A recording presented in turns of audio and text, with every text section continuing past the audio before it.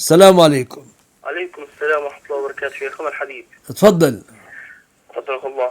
شيخنا الإمام كان بيصلي بين التراويح، ها. صلى ركعتان وقام، فذكروه الناس فلم يجلس، شار عليهم يقول لهم قوموا. صلى 4 ركعات بتشهد واحد. ماشي. الناس مختلفون.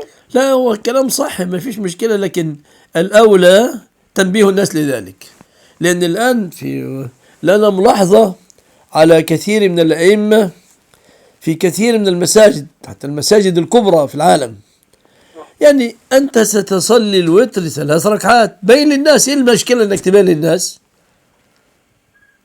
يعني هو الآن الصلاة تسلسلا كل يوم، الوتر ركعتان ثم ركعة، ركعتان ويسلم ثم ركعة، يعني ما الداعي أنك تربك الناس.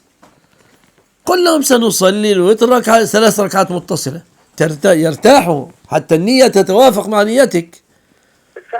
هذا لا يعني، وإن كان الأول جائز لكن الأفضل تنبه. تمام يا شيخ. نعم.